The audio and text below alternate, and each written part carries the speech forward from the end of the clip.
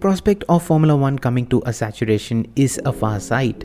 I don't think it is to happen anytime soon. With the new regs, new drivers with exciting prospects, testing new formats and actively adding new venues to the calendar, Formula 1 is working hard to keep the momentum of the sport's growth going in the international spectrum. With that being said, I think drivers play a huge part in keeping the sport fresh, as a new wave of drivers coming into the sport every 5 years. When we tend to get used to a set of drivers' character and driving style, a new young blood entering the sport brings in a fresh breath of air to liven up things. Like that, previously we had that wave hit us back in 2019, with the new entrants back then being Leclerc, Norris, Russell and Albon. Now the next wave is set to hit us in the next 2 years, with a handful of drivers from F2 and other feeder series getting their promotion to F1 through their respective F1 Team Drivers Academy. This year we got to witness some of those talents being behind the wheel of F1 cars, with Liam Lawson and F2 drivers Behrman, Vesti, Hadger, Porsche and Doohan making their first young driver program free practice session appearance at Mexico, with Behrman setting a competitive lap time for a newbie in the Haas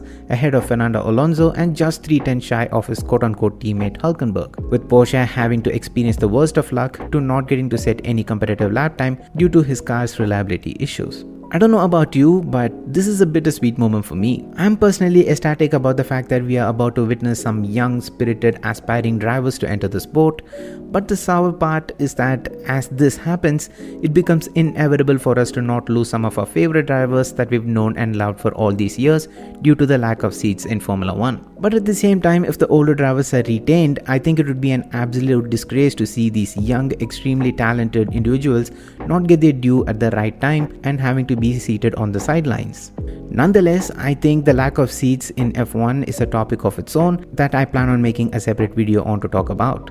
But for now, this is an exciting prospect with the sport being at its golden age. I can't wait to see what some of these young talents that I have a close eye on like Lawson, Behrman, Vesti and Porsche can deliver when they get their full-time seat at F1. There are still some drivers that are in junior series right now, but I think it will take them a bit longer to make themselves ready for Formula 1. When these drivers start to deliver impressive performances and catch the eyes of those big teams, I think the pressure will start to pile on the drivers of those teams like Charles, Lando, Piastri, Russell and so on.